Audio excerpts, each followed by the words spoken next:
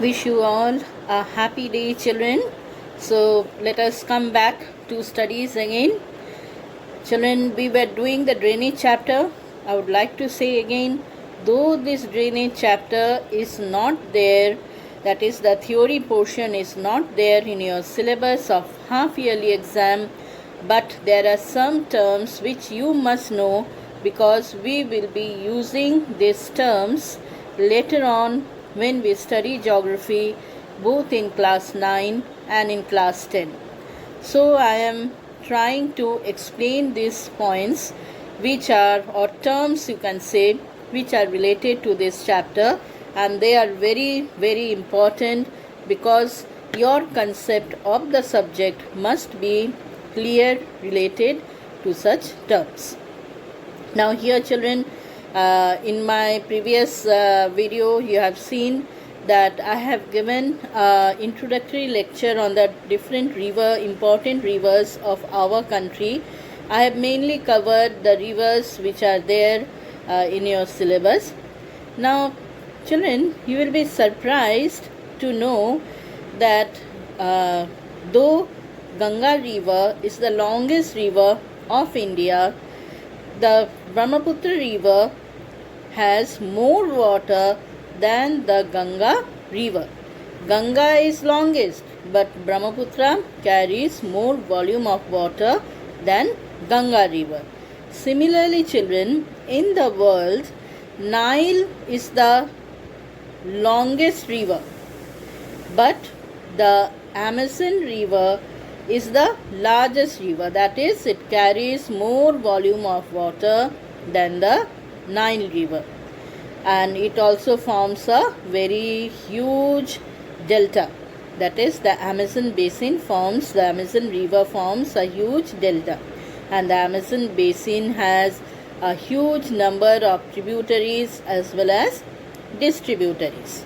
Now one thing, children, I would like to specify here, that you will be surprised that Nile is a river that flows across the Sahara Desert. Sahara Desert, you all know, children, that it is the largest desert of the world. It is the hot desert. It's a very hot desert. The area is covered with sand dunes. But you will be surprised, children, that Nile river does not get water from any glacier. Generally we say that if any river is getting water from glacier, so the river is perennial because there is continuous supply of water to its source.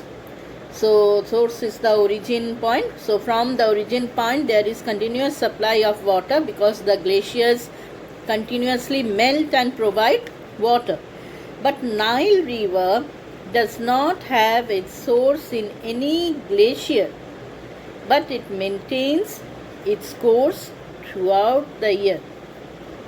Now this is something very amazing, and maybe some of you may be knowing the answer, but here I would like to specify, children, that the main source of water for any river is either glacier or rain.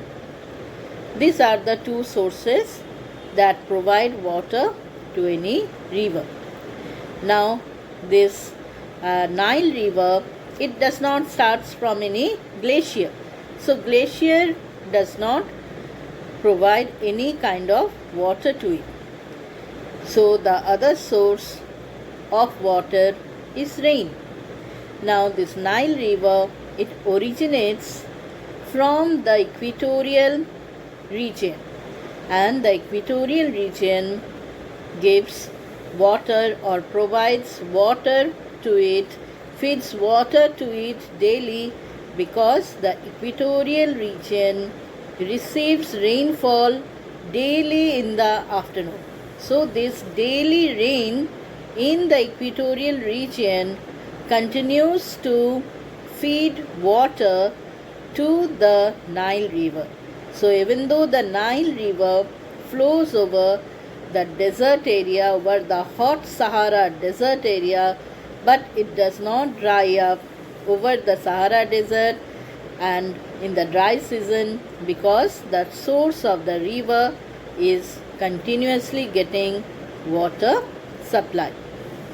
So though Nile is the river which is originating and it is flowing over desert area, it is not being fed by any glacier and it is flowing over the desert area, but still it maintains its source. So it is the longest river of the world, so you must know this thing.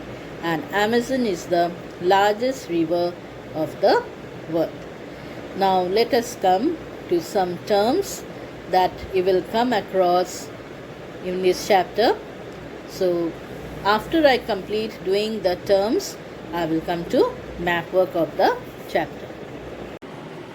The first term that we will do is water divide. Okay, so children, you must have seen divider in the road. The divider is generally higher than the normal level of the road.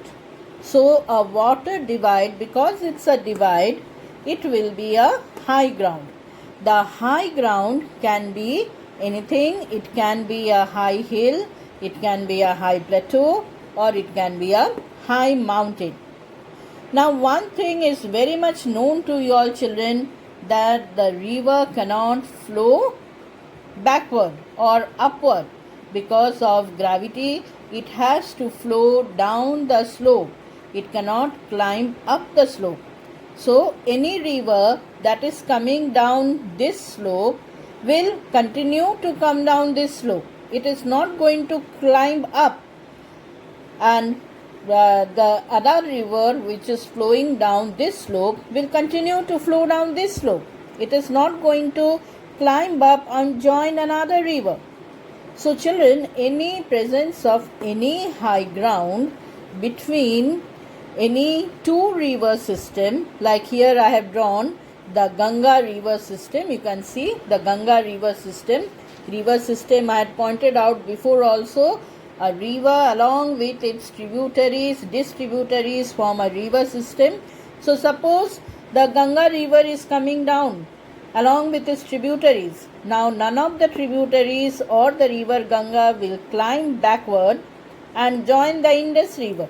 It's just an example that I am showing you, that suppose the Ganga river is coming down this slope, the Indus river is coming down this slope, and there is a high ground in between. Both the rivers will not flow backward and meet each other. So this high ground is known as water divide. Now in our country there is a place known as Ambala. Now this place Ambala is located on a higher ground, and one side we have the Ganga river system, the other side we have the Indus river system. Now of course river Indus is not flowing there. It is the river Satluj and Beas flowing there, and this side we have the river Yamuna and the other tributaries of river Ganga. So this Ambala is located between the Ganga river system and the Indus river system. So similarly we have the Western Ghats, which is a water divide, and it stands in between the rivers which flow over the Deccan Plateau and drains into the Bay of Bengal. And this side again they are also coming down the Western Ghats and moving towards the Arabian Sea. So one side we are having rivers coming down the Western Ghats and joining our Bay of Bengal. The other side we have rivers coming down the Western Ghats and joining Arabian Sea. So Western Ghats is also a very important water divide of India. So in this way children, there are several water divides in the country, and the rivers flow in opposite direction or in different direction, and because of the presence of high ground they cannot flow backward and meet. Now next term that we will discuss is meander. Now what is a meander? Meander is a bend in the river. Okay, you can see that the river flows in bends. Now this bends will form in the river when it is flowing in the plain area, when the area is absolutely plain, there is no slope, at that time the river takes or makes twist and turn. The river makes bends in this way, and these bends are known as meanders.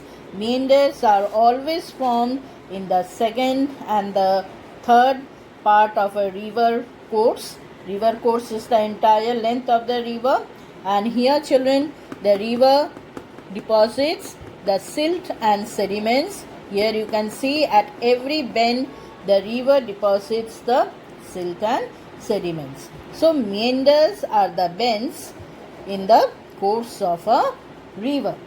Now suppose when the river will get flooded, and suppose the flood water stretches till these lines, like suppose the flood water is stretching from here till here.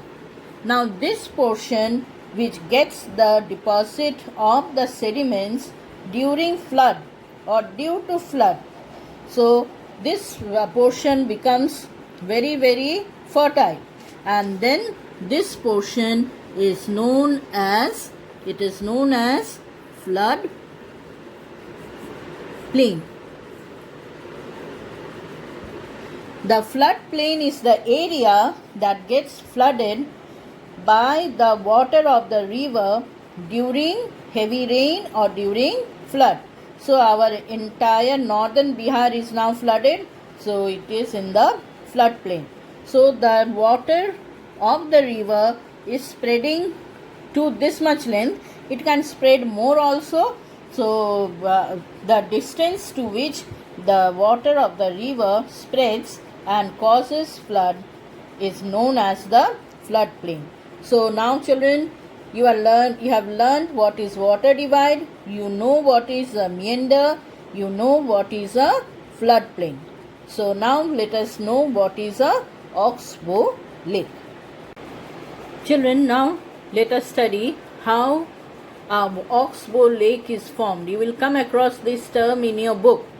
See, the birth of an oxbow lake is from the meander. Meander, I said just now, the meanders are formed in the plain area. After the river enters the plain area, the slope becomes very less, and the river also becomes lazy.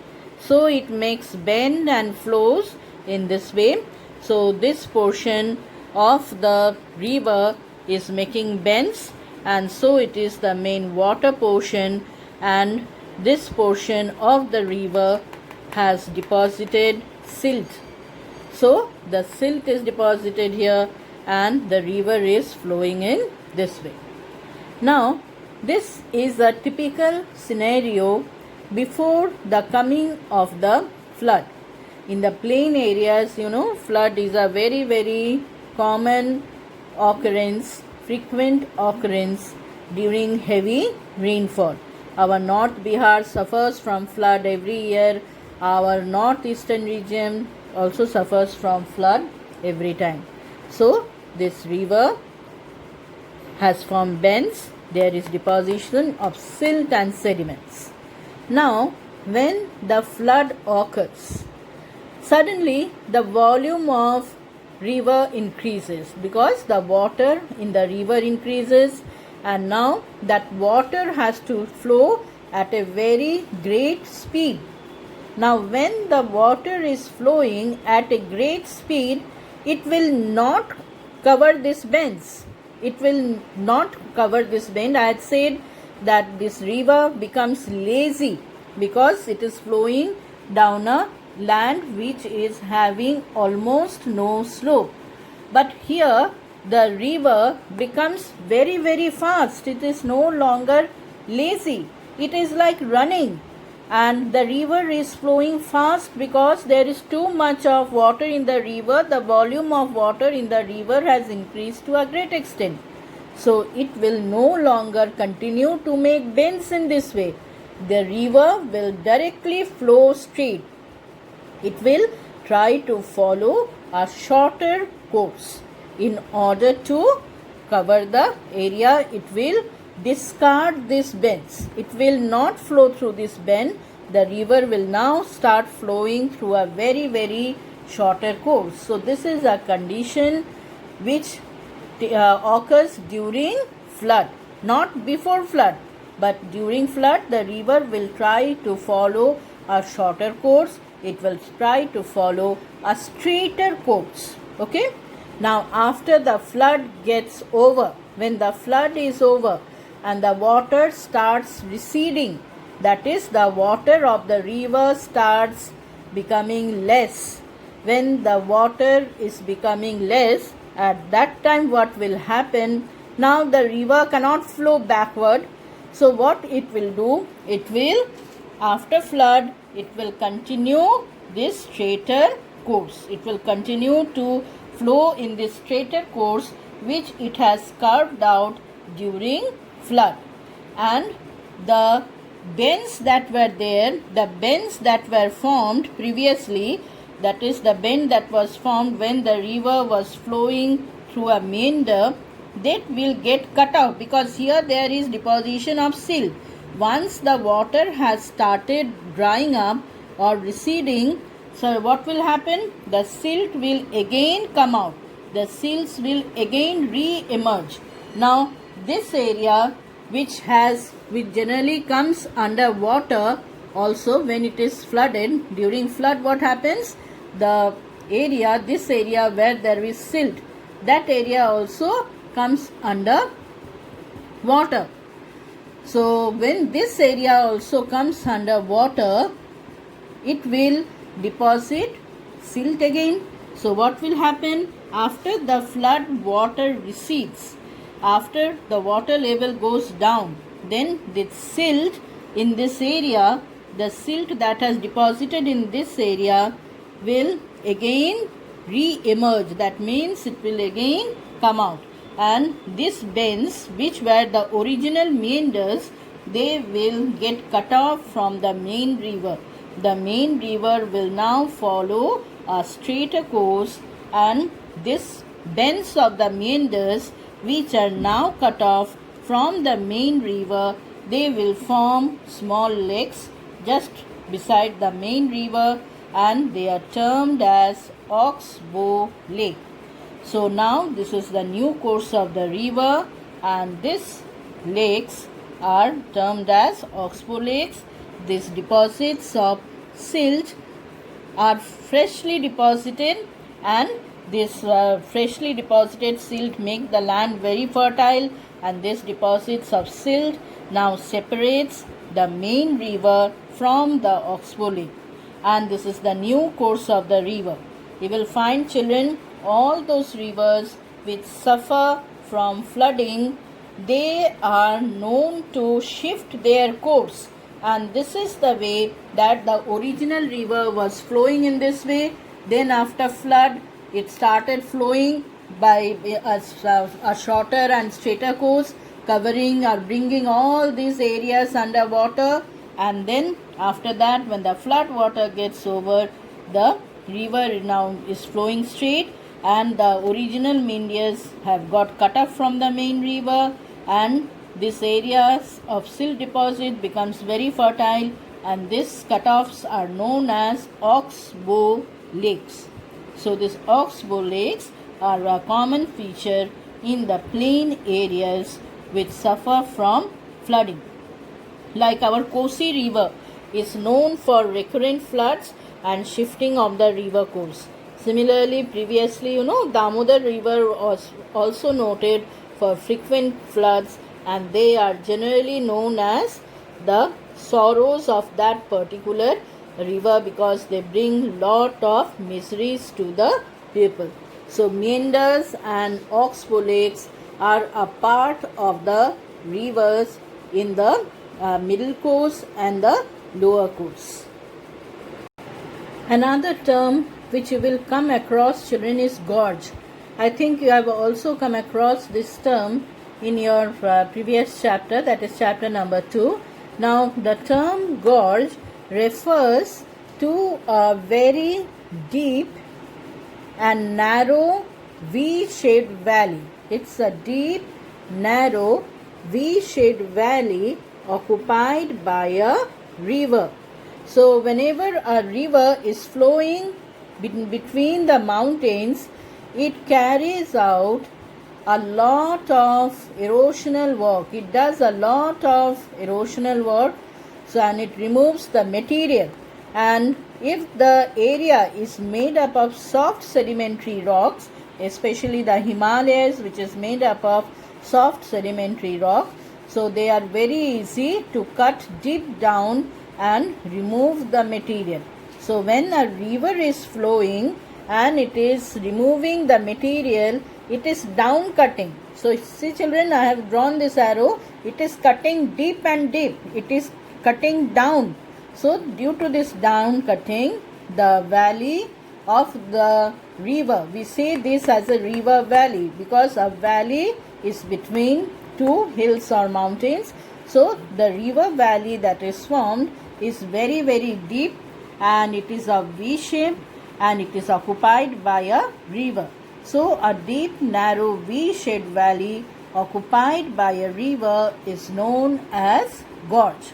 Now children, one thing you must know, that if it would had been occupied by a glacier, then this V shaped structure would not have come, because the glaciers are heavy and glaciers form U shaped valley, not V shaped valley. So a deep narrow V shaped valley is a gorge, and when it is of a huge area, when it covers a huge area, it is known as canyon. C-A-N-Y-O-N. So a canyon, it's a O-N. So a canyon is a large gorge. A huge gorge is known as canyon. You must have heard of Grand Canyon in USA, children. So a canyon is a huge gorge. So it is always occupied by river, not glacier. Glaciers form U-shaped valleys, not V-shaped valleys. So this is a V-shaped valley. A V-shaped valley is known as a gorge, and a large gorge, there are a huge gorge is known as a canyon. So this is cut by river. I hope children you have followed these few terms. Next class I will discuss about the delta and the estuary, the difference in the formation of delta and estuary, and a few more terms, and then I will move on to map work. So take down these diagrams, children. If you know these diagrams, how these features are formed, then you will have the basic concept of geography very clear to you all. Whenever you will come across these terms, just remember these diagrams and it will be very easy to understand further. So thank you children. Have a nice day. Complete your work.